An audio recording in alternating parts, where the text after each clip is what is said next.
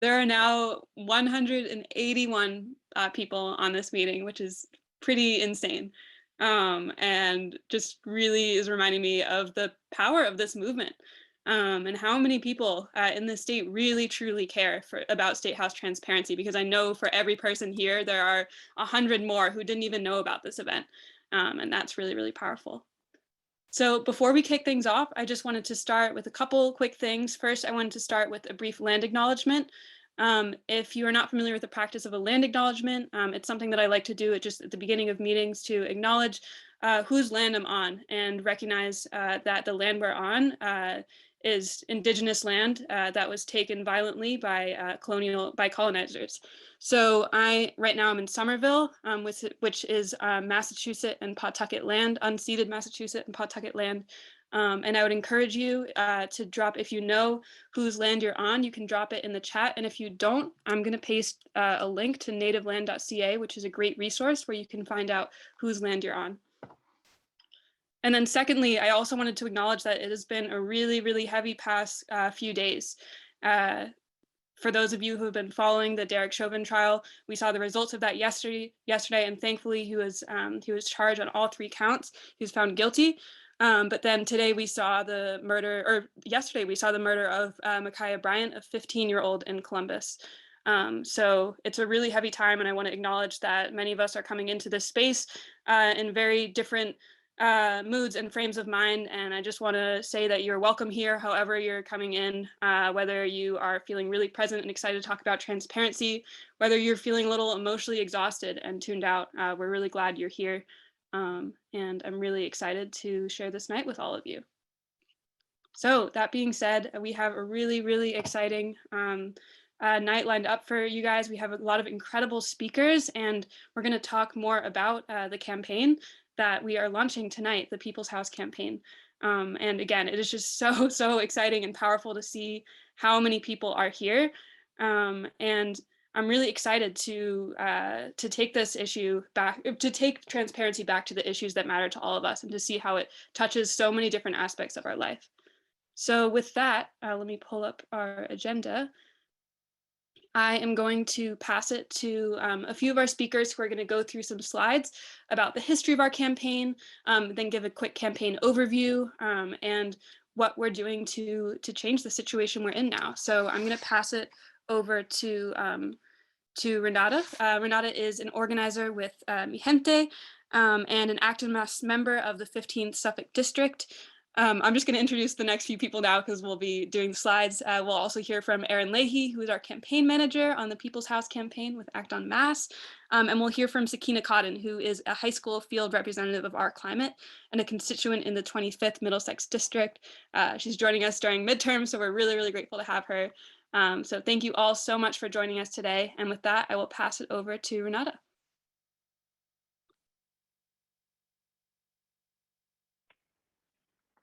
Hi, everyone. Thanks, Ella, for the introduction. As she mentioned, my name is Renata. I am here as an organizer with Mijente, and I am a member of the Act on Mass 5th District team. I'm going to give talk about the recent history of the movement for the State House and the work that has led up to the People's House. Next slide.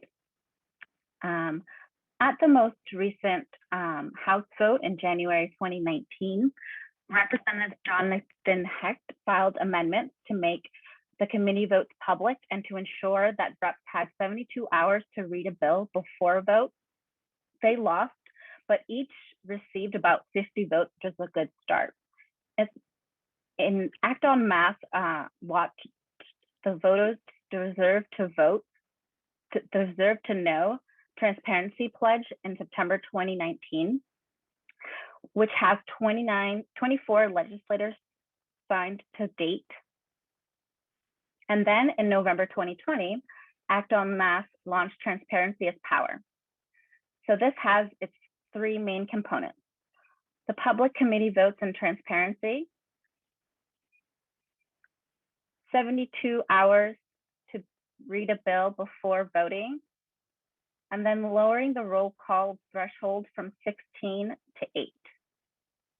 In January of 2021, Speaker Mariano announced that he was moving the roll votes from July to try and stifle our momentum. And then in February, the joint rules debate occurred.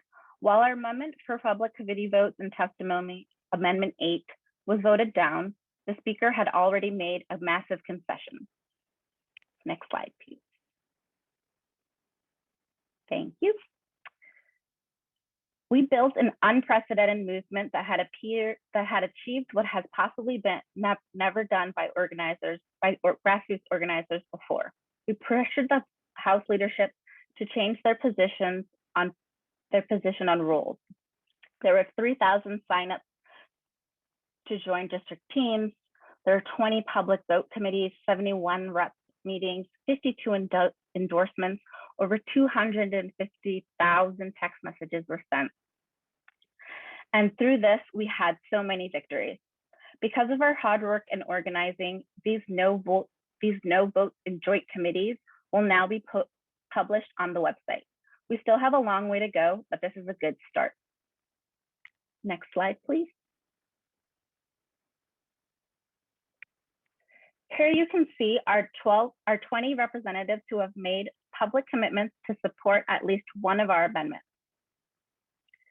And here you can also see some of the 52 organizations that have endorsed the transparency campaign. We have been very humbled to have their support. Next slide, please. Great, and with that, we're going to pass it over to Erin.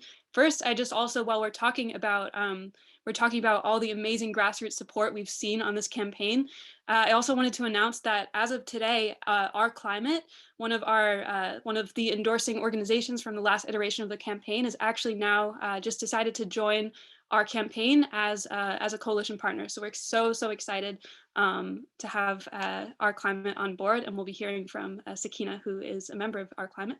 And with that, I'm going to pass it to Erin. Awesome. Thank you, Ella. Thank you, Renata. So I'm going to talk a little bit about the People's House, which is our new campaign. Apologies in advance to those of you who've seen our slide deck for the transparency campaign. I promise it is a little bit different, and I'm excited to tell you all the ways in which it is. So first, it wouldn't be a true Act on Mass presentation or a People's House presentation if I didn't talk about all the ways in which the State House is not currently working for us or not currently serving us, everyday people. So despite the fact that Massachusetts is known as being a really safe, deep blue state, the fact of the matter is we're actually being governed by a legislature that is relatively conservative and certainly more conservative than the people it represents. And we know this because we see bills that are broadly popular and even have majority or supermajority of co-sponsors in the House get killed session after session after session. And in fact, something that all of these bills are issues that we have here listed on the right, something they all have in common is that they're part of the Democratic Party platform. And despite the fact that we have a veto-proof supermajority of Democrats in the State House, all of those bills have been killed. And specifically, they've all died in committee. Next slide, Tisha. This is just a very dramatic next slide. Yeah, the big red X. So this is kind of our analysis of what's going on. Frankly, the State House has something of a democracy problem. The way a representative democracy should work is illustrated by this cute little graphic kind of on the left here. Someone votes every 2 years. They vote for a representative that shares their values, that runs on a platform, that echoes the issues and perspectives that they feel. And then they work alongside that rep to work to achieve those legislative goals. But in fact, here in Mass and in a lot of other places too, it operates a little bit more like what you see on the right, which is we vote every 2 years. And then other than the ballot box, we're pretty much cut out of the legislative process behind this big door of, obscurity, of lack of transparency. And who is always able to kind of sneak in under that door and influence legislation? It's corporate interests, corporate money, and lobbyists, right? And then this is kind of a new aspect we're talking about in this campaign. Everything then has to go through the eye of the needle that is House leadership. And that is a really, really big problem to passing progressive policy because if the Speaker of the House and his leadership team don't want something to pass, then it's not going to pass. And that's how you end up with the weak representation that I showed on the last slide. Next slide. Thanks, Tisha. Okay, great. So this is just kind of emphasizing the two different issue areas we're tackling in this campaign: the systemic lack of transparency and the concentration of power. Next slide. So the first part, probably the most familiar part to those of you who are familiar with our last campaign, is the lack of transparency, right? So one big issue, committee votes. Like I said, all those bills, one thing they have in common is they all died in committees, which are famously where bills go to die, usually by being sent to study, which is really a euphemism. It's a kind of cute way of killing a bill and making sure that it can't come back until the next legislative session. And Mass actually is in the minority of states that doesn't require all of these committee votes to be made public. And even the Mass Senate voted a couple years ago to make all of their committee votes public. And another kind of harsh truth is often our reps haven't even read what they're voting on before they vote on it. And it's not their fault. Sometimes bills that are hundreds of pages long come out and reps have 24 hours or actually even less in reality to read that bill. And that's bad for the reps because they don't know necessarily what they're voting on. It's bad for their staff who are up late at night trying to summarize really, really long bills. And it's also bad for us as everyday people and activists who want to have some idea of what's going on in the House. Next slide. And don't just take my word for it. Who am I, right? Who are we? Massachusetts has actually been consistently rated among the worst states in the country in terms of transparency. We have an F from the Open States Project, and while we got an overall D+ from the Center for Public Integrity, if you look a little bit closer, you see that when it comes to public access to information, we actually get an F there too. Next slide. So now I'm going to talk about the kind of second part of this, which is the concentration of power in the State House. And if there's something that I want everyone here to take away from this, it's that the Speaker calls the shots. So he gets a ton of power, and I say he because it's exclusively been men, white men in the Massachusetts State House. He gets to choose all of the leadership positions, the committee chairs, the committee vice chairs, and determine the committee assignments for every single rep. So he alone gets to decide who has power, who has influence, and who doesn't in the House. He also basically single-handedly controls the flow of legislation. A bill only comes to the floor for a vote if the Speaker wants it to. So a great example of this is the wage theft bill. This has over 2/3 of the legislature as co-sponsors, and yet has not passed the House, right? That is enough people theoretically to not only pass the bill, but to override a Baker veto. But that bill has not ever made it out of the State House because Speaker didn't want it to pass, so it hasn't. And what is kind of the ultimate effect of all this power? The vast majority of Democratic reps vote 90 to 100% the same way that the Speaker of the House does. Next slide. And all of those kind of fancy positions I was just talking about, the leadership positions and the chairs and vice chairs, well, not only do they come with a lot of power, they also come with handsome bonuses. Basically, if you're on the Speaker's good side, he can nearly double your salary. And if you get on his bad side, like a couple of the reps listed here, he can take that all away. And historically has been known to do just that. So the takeaway here is that the Speaker of the House really has a vice grip of control over the rest of the legislature because he decides who gets power, who gets money, and who gets influence. Next slide. Now, with that, I will pass it to Sakina. And I think a lot of those slides, I mean, that said, has shown that we need a lot of powerful and impactful action. honestly, my mom would not let me go home with those kinds of grades. And what I think this action means, and like what every good action plan needs, is strategy. So here, looking at this slide, the strategy for this campaign will be to use the power of constituents and increase our civic engagement so we can represent our beliefs to the state house and our representatives so they can represent us accurately, make our voices heard. How we'll do this is through district teams. So the People's House will start making district teams, which people might be familiar with already, having constituents come together and being able to work together, lobby together, and build skills together. And campaign staff on Act on Mass are open to training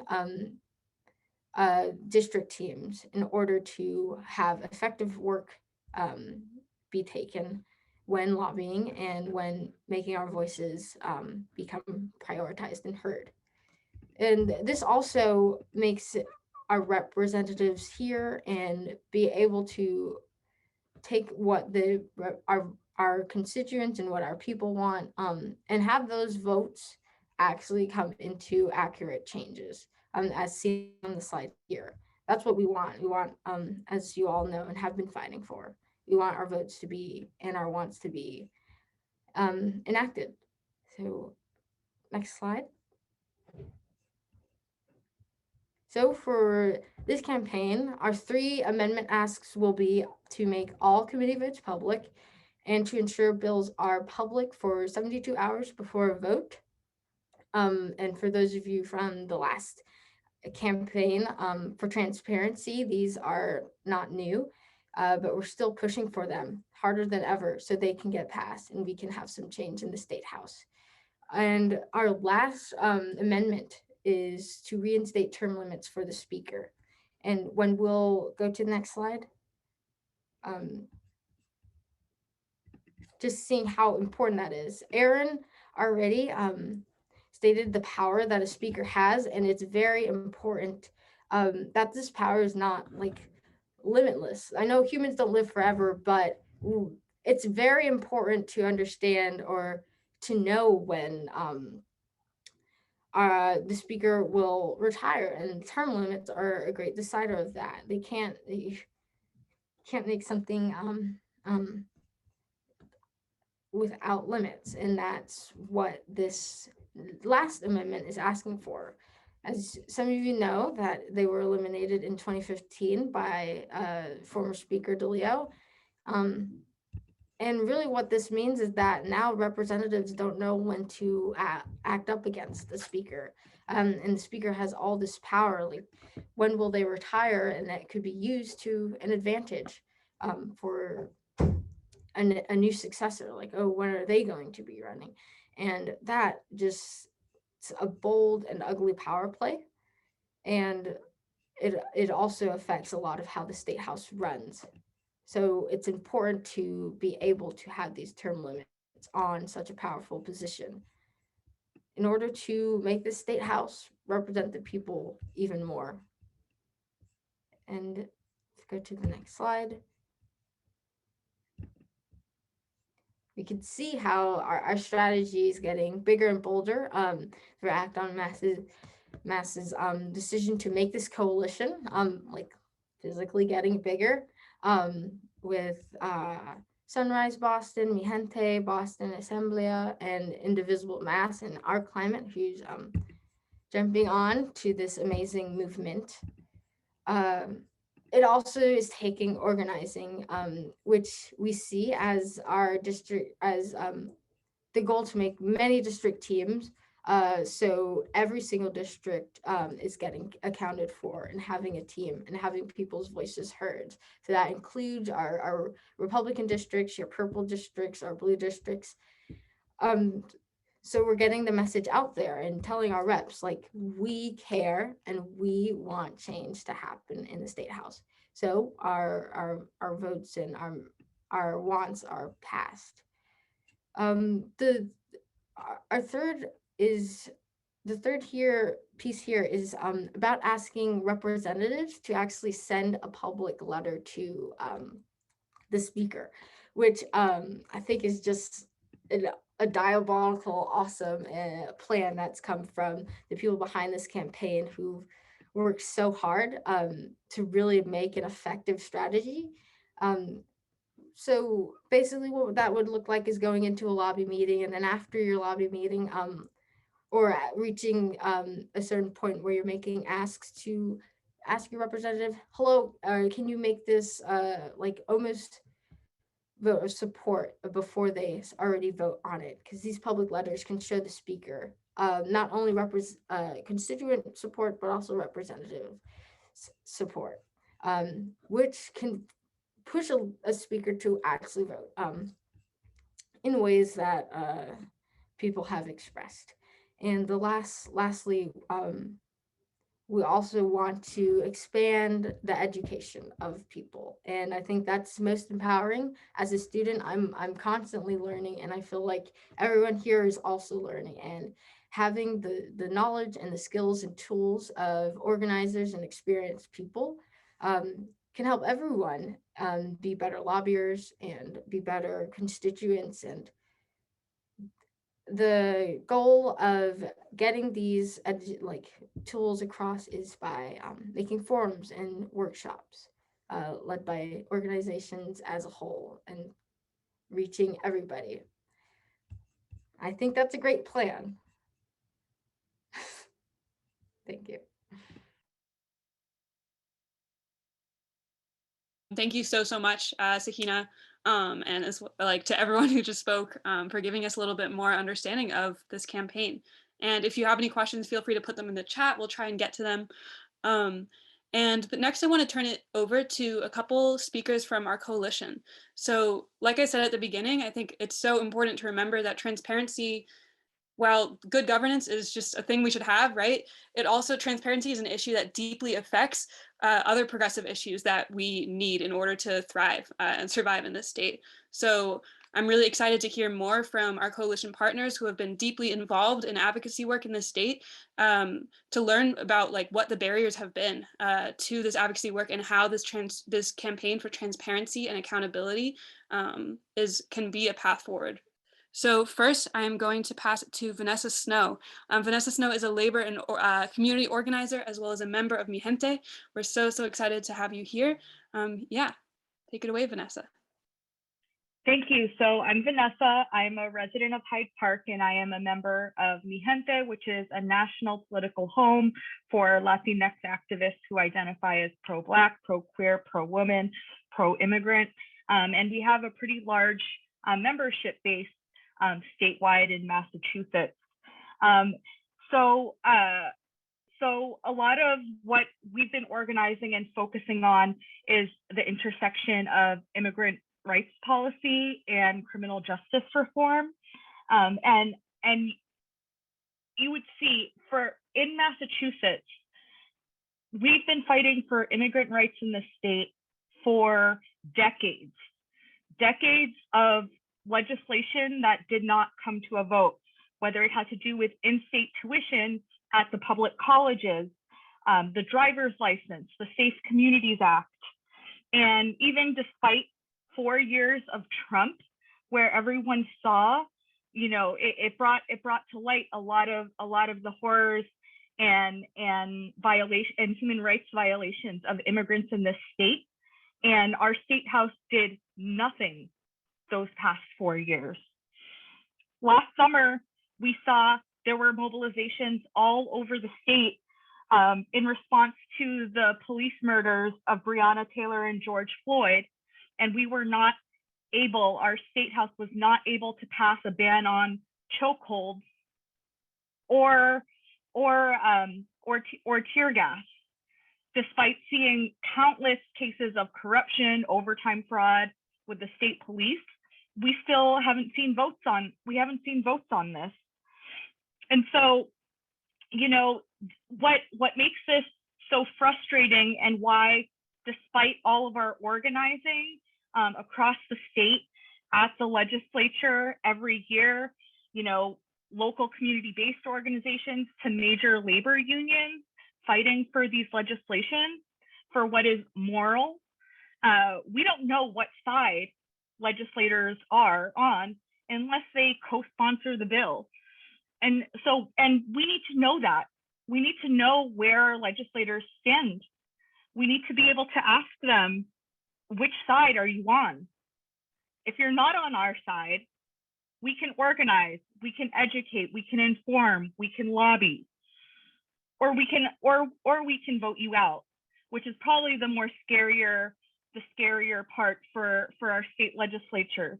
But there is no reason why Massachusetts is one of the least progressive in terms of its laws, when we know, because we see the civic engagement on our streets and in our communities, that we should be a lot more further than we are. And it's the lack of transparency. It's the lack of leaders, progressive leaders, who we can elect to the state house. There's no pathway for them to take leadership on. And so with Mijente, Boston's Assemblea of Mijente, we're very happy to sign on and excited to build this coalition and to move forward into getting the type of state house that Massachusetts deserves. So thank you for your time. Thank you so much, Vanessa, and thank you for all the advocacy work that you're doing that is so critical and needed in our state. Yeah, and just for your powerful words. So next, I'm going to turn it over to Larry Pareles. Larry is the CD2 representative to the board of Indivisible Mass. He's been a really integral part of our transparency campaign, and we're excited to have Indivisible's support in our upcoming campaign as well. So take it away, Larry. Hello, everyone. Thank you. Thank you all for being here. I'm Larry Pareles. I live in Northampton in the western part of the state, and I'm on the coordinating board of Indivisible Mass Coalition. We're very happy to work with Act on Mass in this important fight for a more democratic state house. Clearly, the dysfunction in our legislature is a major barrier to getting very valuable bills passed, and really it's time for it to change. Indivisible Massachusetts is a statewide indivisible organization which supports and connects indivisible groups across the Commonwealth. We have 50 grassroots indivisible groups in cities and towns across Massachusetts, and work with allies as well. Many indivisible members worked on the first campaign with Act on Mass, and we're urging many more to work with them now as well. We too are tired of seeing important bills disappear into committees in secret, never to be seen again. For example, Indivisible Mass is also a member of the Safe Communities Coalition, and we've been disappointed to see this bill disappear in committees for years. It's time to pass it and make our community safe for immigrant families. In Northampton, out here, we passed a citywide Safe Communities rule, and we had an immigrant family here who had to stay in sanctuary in our Unitarian church for the last 3 years. When they came out of sanctuary 2 weeks ago, our whole community was cheering. It was really very special. Other bills that have been held up have been many. A bill banning child marriage passed the Senate and died in committee this year. In 2020. Personally, I'm a very strong supporter of passing Medicare for All to protect our health, but Medicare for All bills were introduced into our legislature for the past 22 years, and they died in committees. That's longer than some of the people in this room have been on this earth. So it's time to remove these roadblocks to progress and really make our state house the people's house. We can't advocate for these valuable bills unless we fix the broken system that lets a few legislators block the will of the people. We're very excited to join with Act on Mass for multiple reasons. These are smart, dedicated, thoughtful, and very effective activists. They've mobilized people of all ages, including many young people, for this important campaign and have already had some successes. They've also educated thousands of voters by explaining what happens in our dysfunctional legislature. And the campaign has really been an eye-opener to many people and motivated many new people to get involved. Our friends at Act on Mass are dedicated and creative, and really fun to work with. It feels very good to share their warm humor and smooth music while doing this very difficult work at times. However, so far they have refused to answer a question which I asked. And my question is this: how did these resourceful organizers manage to get that small hometown newspaper, the Boston Globe, to publish that amazing editorial demanding transparency in the House yesterday, right on the eve of their campaign launch? Nice work, team. We're happy to encourage Indivisibles and allies across the state to work with you, and we can't wait. Wow, Larry, my heart is so full. Thank you so, so much for your very, very kind words, and for your support of this campaign. Indivisible has been a really, really critical partner for us. They have really populated our text banks for the first half of the campaign, allowing us to send over 250,000 texts. And Larry has been such a rock in this campaign. So I appreciate you so much. And next, we're going to turn it over to Emma Ryan. So Emma Ryan is a member of Sunrise Boston and a constituent in the 18th Suffolk District. She's one of the team leads on Sunrise Boston's Transparency is Power team, and is doing an incredible job. And we're so excited to have her here tonight. Thanks, Ella. Pretty sure I'm off mute, so that's good. I'm Emma. I use she, her pronouns. Like Ella said, I'm a member of Sunrise Boston. For any of y'all who don't know, Sunrise is an organization of thousands of young people working to stop the climate crisis and create millions of good jobs in the process. And we are very excited to be part of this coalition with Act on Mass, Mijente, Indivisible Mass, and Our Climate, all working together to make the State House more transparent and accessible to constituents, to truly make it the people's house so we can all work together to build a just and livable future.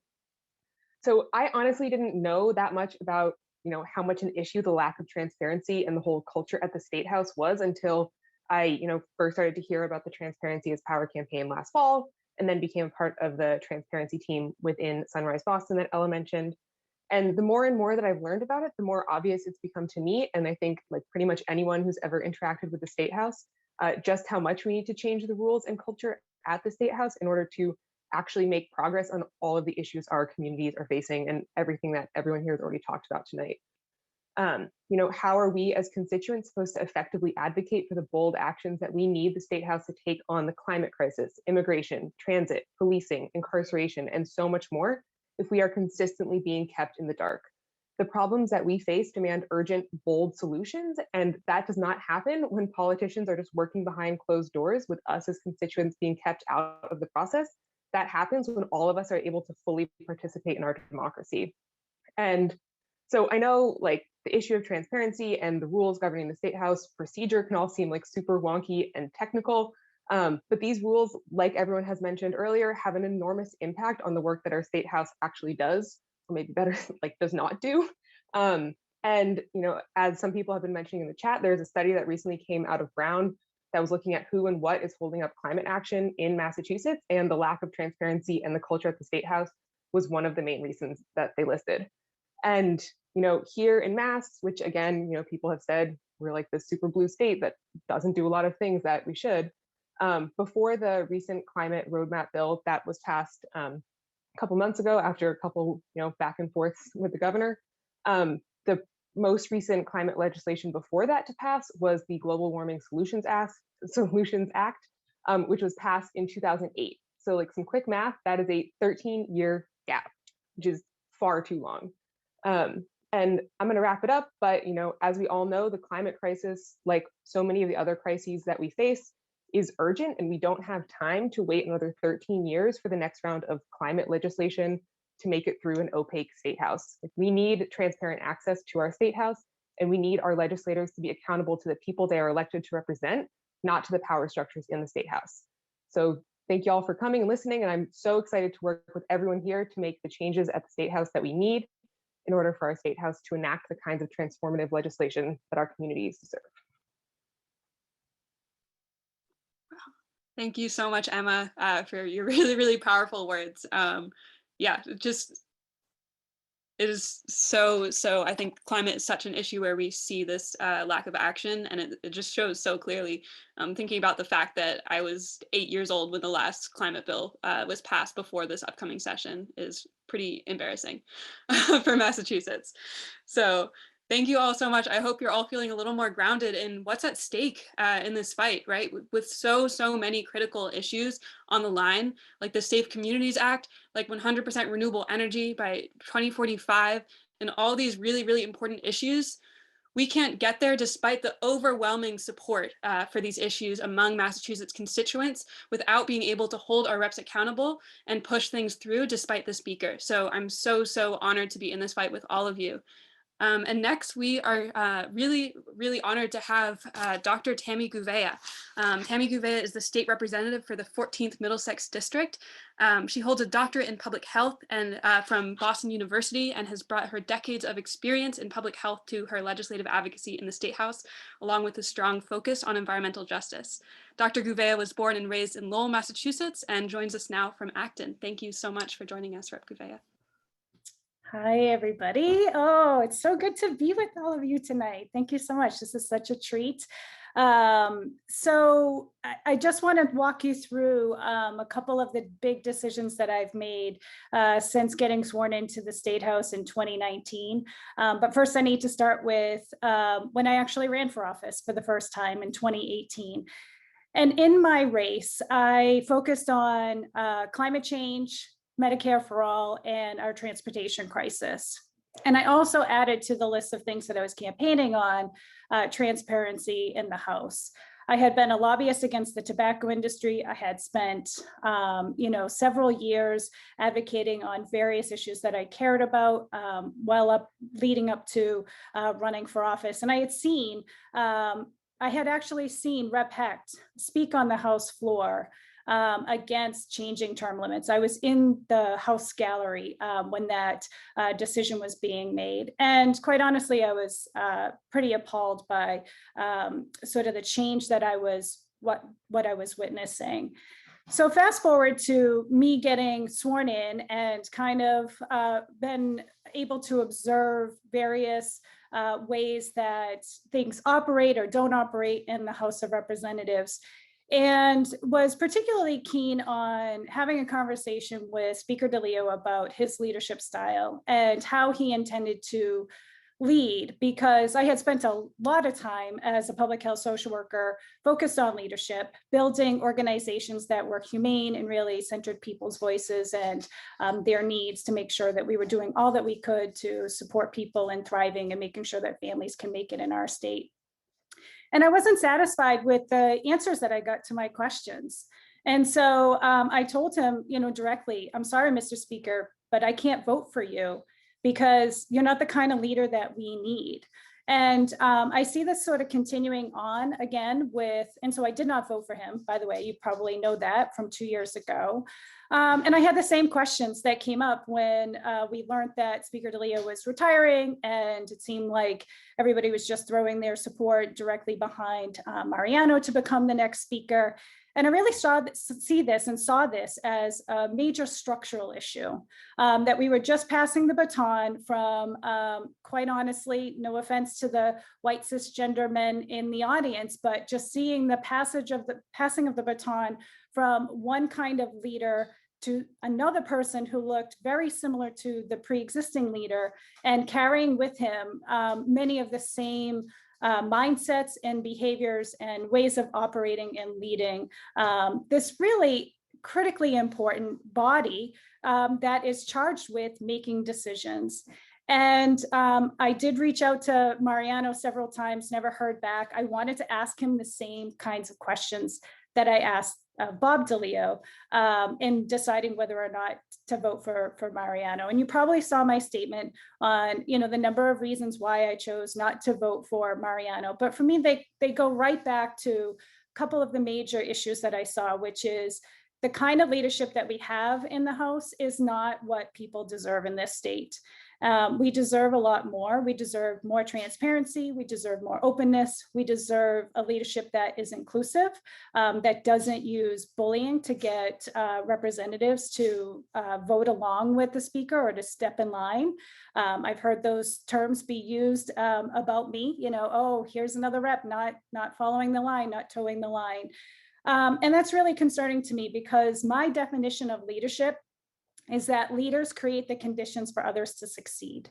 And what that would mean in a legislative body is that every single representative would have the ability and the time to review bills, to hear from constituents and advocacy organizations, and to reflect on what's in that bill, to be able to make an informed decision about that bill. So that's why, one of the reasons why I support having more time, having 72 hours to review a bill, because it comes down to a condition in which I am able to better operate as an elected official on behalf of the 40 to 45,000 people that I was elected to represent. Also, when it comes to transparency around committee votes, fully in support of making sure that committee votes are public. We can have a conversation offline if you're wondering about my particular vote on amendment number 8 when it came up to the joint rules. I'm more than happy to talk through that strategically offline if people are curious about that. And then this third piece around the speaker vote is the speaker term limits is really, really important to me. And it should be important to all of you and everybody across the state of Massachusetts, because ultimately what it means is that there's just a continuation of a concentration in the ability for there to be abuses of power. And I have seen, and I have been, I don't want to say victim of, but I have definitely experienced those abuses of power from the leadership in the Massachusetts House of Representatives. And I don't deserve that. And my voters definitely don't deserve that. My constituents and the residents across the state of Massachusetts don't deserve that, because ultimately it impacts the kinds of decisions that get made, who's at the table in making those decisions, who's able to weigh in on very fundamental questions. You know, some of the things that were raised here around supporting our immigrant families. I have very little doubt in my mind that we would have passed the Roe Act if it hadn't been for the nomination and of Amy Coney Barrett to the Supreme Court. I have little doubt in my mind that we would have passed police reform if it hadn't been for Derek Chauvin killing George Floyd in broad daylight.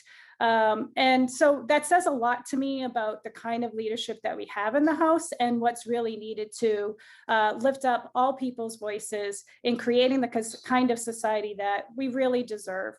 And I just want to end with one other thing, which is, well, actually probably two other things. So another reason why I didn't vote for Mariano is, and I'm seeing this all across our state and quite honestly all across our country, is that we are in the middle of having a reckoning with white supremacy and male supremacy. And those are structural issues that pervade every single institution and every single system, whether we're talking about education or transportation decisions we make or housing, who has access to good paying jobs that provide meaningful work, the list, climate change, the list goes on and on. So that was another reason why I chose not to abide these structural issues that are going to take a lot of us to build a movement to really reject those structures that really serve nobody. They don't serve anybody well. And over time, they just come back and it's to our own peril that we're not taking action on some of these fundamental issues. So I think I'll just stop there, but I'm so proud of all of the work that we're starting to do here together. I see so many people, you know, in the chat and in the participant list who are friends to this movement, are friends to this work. I look forward to working with you in the future, but just know that this is going to take many years to try to address and undo. It took many years for us to get to this point. And so I hope that you'll just, you know, be committed to a long-term effort because that's really what it's going to take for us to work together to really create the kind of Massachusetts legislature and administrative offices that we need and deserve in our state. So thank you all for being here. I appreciate it. Thank you so, so much, Dr. Gouveia, for joining us and for your powerful words and for the brave votes that you've taken. We're so honored to have your support in this campaign. And with that, I'm going to turn it over to our last speaker of the night, and then we'll talk about how to get involved with the campaign. So our last speaker is Representative Erica Uyterhoeven. She's our representative in the 27th Middlesex District. So after graduating from Harvard Business School and working as an antitrust economist to hold corporations accountable, Rep. Uyterhoeven organized on the Bernie Sanders campaign in 2016. And then in 2019, she co-founded Act on Mass, so working to transform Massachusetts into a state where we can truly hold our representatives accountable and have transparent government. I was really honored to work on her election campaign in 2020, and she has been a big just movement champion in the State House. We are so, so glad to have her in the State House. So thank you for joining us today, Erica. Thank you, Ella. Oh my gosh, thank you, Ella. Good evening, everyone.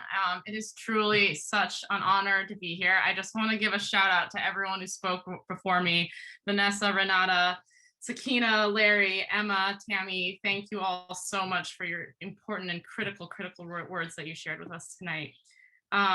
It's such an honor to be here with you all because we're here not just for rules changes, but to dream and imagine for a world that we don't have right now.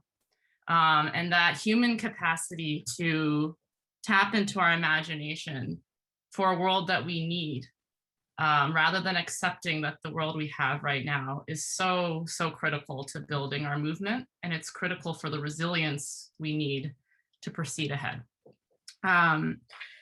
So I want to thank you all first for dreaming with me and for imagining a different world with all of us, for that healthy democracy we all truly believe in. So I wanted to start with something that I got asked a lot on the campaign last year. I have many voters, and I'm curious if folks here had the same experience, right? When you talk about the State House, which is, what does the State House do, right? I'm seeing a lot of nods. Yeah. Okay. So that is a fantastic question. That is a super, super important question. And it's something where, it's unclear, right, to a lot of folks. And so it's interesting. There's a lot of violence and horrible things that have happened through the COVID-19 pandemic. But one thing that the pandemic has done has shined a light, right, to what the State House does. It's really drawn to clarify, right, the responsibilities we have here in the legislature and the governor and the role we have in the world ahead. And I'm a little nervous to do this because I'm here with Dr. Tammy Gouveia, who is a public health expert, but I am going to talk about the COVID-19 crisis very quickly to just put into perspective what we mean by that. So let me just put this. So Massachusetts has the third highest deaths per capita in the United States. That puts us, that's just to share in perspective, right? How do we do as a state compared to other parts of the country and other parts of the world? When you take that per capita death rate and you superimpose it to the rest of the world, here we rank fifth, with 253 deaths per capita, per 100,000.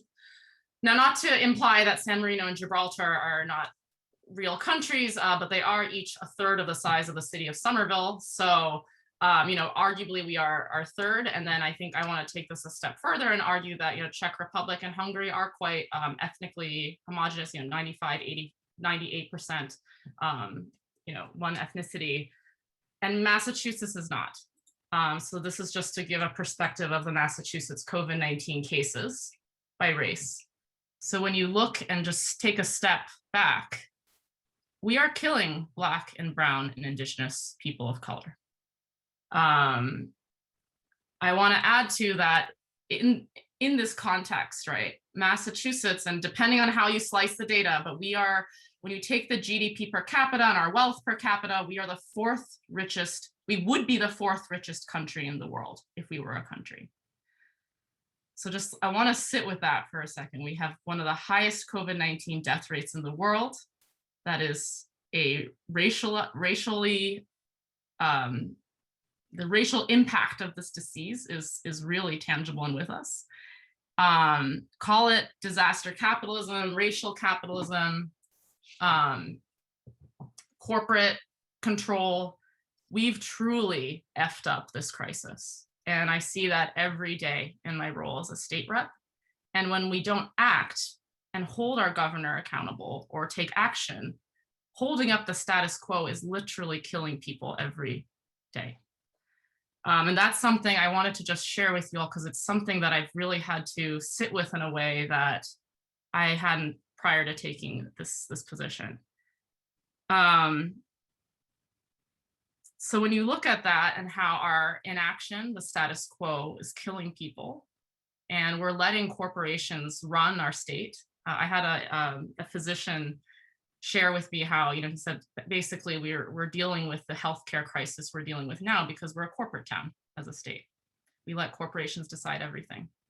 And the State House serves as a rubber stamp and a mouthpiece to these powerful interests. And so it calls to question the state of our democracy. It's a deeply moral question. And how much, right, the State House is so important and we cannot ignore it. And that's why for me, it's just such an honor to be here, because Act en Masse and the coalition partners and everyone here is calling for a structural change. We're calling for systemic structural changes. We are not here to uplift the status quo, because we know that by continuing to uplift that, we're killing people and we're not creating the world that we all deserve. And it's not because of a lack of resources. It is an issue around power and that lack of democracy in the state, and particularly in the State House. And so I asked myself, what are the kind of conditions that hold this kind of problem in place? And that's why we need this systemic and structural change. And I know we're here talking about rules, but that's really what we're all here and what it's about. And I wanted to share another piece, just because I've been in this position for 4 months, on what that means in terms of making structural and systemic changes. Because it's really seductive to just say, all right, let's focus on those issues, right? Those are all really easy to identify. They're easy to name. If we talk policy, if you ever get into a room, it's like so easy to just rattle off, right? All of the things. And we just did that tonight, which is important. But underneath that, policies and issues and all the things that are very explicit and on the surface is relationships, culture, how we interact with each other, how we hold power accountable, how we feel about power. We're here tonight to challenge all of those paradigms, that ideology, how we think about and how we position ourselves, right? And I see over and over again, up until this transparency campaign, that activists and voters are expected to stay in line. It's almost as if they work for us. And that's not how a democracy works. We, the representatives, senators, electeds, lawmakers, we work for you. And we need to start acting that way. And it comes from you all. The reason why this work is so exciting is because you're all challenging what it means to interact with power, and particularly the power in the State House, and what are the norms around that, what is acceptable, right? By uplifting young people's voices, BIPOC voices, marginalized communities' voices in a way that these lobbyists have never done for us.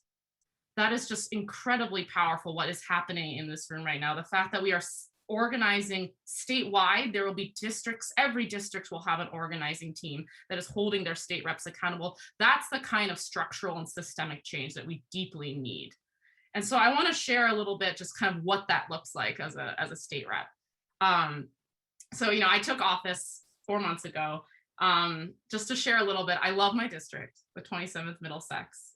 We have some of the a very active district. I won't make comparisons, but we have the highest number of DSA members, Sunrise members, our Revolution members. It is a very active district, and needless to say, I get a ton of emails, which is great. That is what I'm supposed to get. So I think I just want to share, that's the kind of district I represent. Now, I get probably hundreds of emails a week, which is fantastic. They are often form emails. I get probably a dozen to a few dozen phone calls about issues a week at max. I can count on one or two hands the number of times I've sat down with a group of constituents who demanded something from me. So that's just to give you, I share that as a perspective, right? That we are not here to mobilize. We are here to build power, and we're here to organize. And when you all get in these district teams and make a demand, and not just make a demand, because one thing I'll say, a lot of those meetings, I hear the ask once, and then I never hear from them again. Right. So in terms of holding us accountable and having your voices heard, I have not, what you all are doing tonight and the work that is lying ahead of you is so rare. It's almost non-existent. And yet I meet, and then I just shared with you like the emails and the phone calls, right? I mean, how many lobbyists I meet with or want my time, which I don't give them a lot, if that makes any sense. But yeah, so that's something that's just so powerful, right? Because you're shifting that power paradigm. You're not just saying, hey, I'll just shoot you an email and you never hear back from me. You're saying, no, we want a meeting. We have some clear demands. And if you're not ready to accept those demands, let's keep talking. Let's hear about it. Let's talk about it in the news. Let's write a column about it. Let's escalate, right? That's the value of this escalation arc. We do not let go. And that to me is the kind of structural organizing change. And organizing is a really key piece. Something I learned I want to share with you all too, is that organizing is about building capacity and people power. And what that looks like is that there's kind of three conditions when you see successful organizing. Was there individual growth? Does the team retain itself and want to come back and keep organizing? And did we accomplish what we came here for? And those are the three questions I always ask when I'm saying, are we building organizing capacity? And you all have done exactly that, right? And building those teams across the state is going to do that, because we cannot keep the status quo and do so little on behalf of the people of Massachusetts. It's unacceptable. It is unbearable, and it is unfair, and it's immoral. And we're not letting that go by. We're here to build a healthy democracy. We're here to have our voices and reclaim those voices back in the State House. And so I just want to thank you all, because that love of that democracy is what makes this all possible. It is why such a short-lived campaign accomplished so much. And I want to echo what my colleague, Rep. Gouveia, said about this is a long journey ahead of us. But for me, when we embark on this kind of journey, when we organize, we are carrying on a legacy that our ancestors carried for us. I want to share a little piece around what gives me hope and what kind of inspires me in looking at what came before us and what we are here to rebuild. And I know I've shared this before in the past, so apologies to folks for their report, but this is written by Bettina Love. She's a writer and abolitionist. And I've turned to abolition often when especially in this role in the State House, because it really brings into perspective and focus of what the arc of change looks like. And she writes in her book, We Want to Do More Than Survive, something that brought me to tears. She states that there are two places in the United States where I feel most alive. One of those places was Boston's Beacon Hill. And during the late 1700s through mid 1800s, Beacon Hill was a well-established free Black community and the home of the abolitionist movement in the United States. And in Beacon Hill, Black and white abolitionists and newly free Black folks from all over the country came to Beacon Hill to live, work, seek refuge, or pass through one of its many and several underground railroad stops. And it's just such a beautiful history. And especially for me as someone who grew up in Massachusetts, I didn't know about it. And it was just so moving to understand it. It brought me to tears because it's just so contrary to how I feel about Beacon Hill and Boston and Massachusetts for that matter. And seeing how day to day, how representatives try to diminish your voice, try to scapegoat grassroots organizers, to seeing so many advocates be beaten down so hard that they stopped believing that they can win, that we start asking for crumbs and small increments on the margins. But this beautiful history and this legacy shows so clearly what we can become and what we can reclaim. So that's why I'm incredibly moved to be with you all here tonight. We are here to turn the tide of the state of Massachusetts and to have that vibrant and healthy democracy that we all deserve. And I'm so honored too, because I know that this is a long road ahead of us, but we are carrying on that legacy that our ancestors carried for us, because they planted seeds in a garden that they never saw. And we are planting seeds that maybe we will never get to see.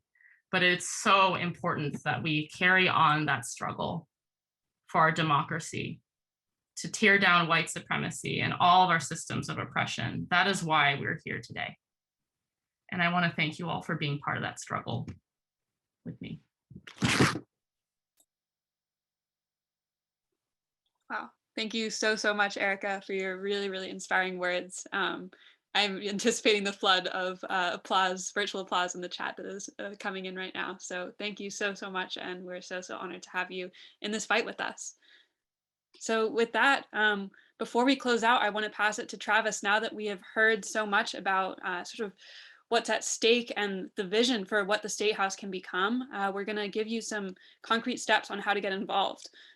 This campaign has been so, so powerful. In the Transparency is Power campaign, like we touched on earlier, we engaged over 3,000 constituents in nearly every district across the state. And now with a bigger table, with a bigger coalition and so many new people on this campaign, we're so excited to take this campaign to the next level and see what we can accomplish together. So with that, I'm going to pass it over to Travis Benson. Travis is our field director on the campaign. And he's going to close us out with some great steps on how to get involved with the campaign. Thank you, Ella, and thank you everyone who had just spoke before me. Tisha, would you be able to bring up the slides so that my face is slightly smaller and we have more information instead? Yeah. Is that a doable thing? Amazing, wonderful. Always a pleasure and a challenge to follow Representative Uyterhoeven. It's like doing a stand-up set after John Mulaney or something. But thank you all for being here. It's really amazing that this many people came here. It really gives me a lot of hope for the state of Massachusetts. You already heard it from everyone else.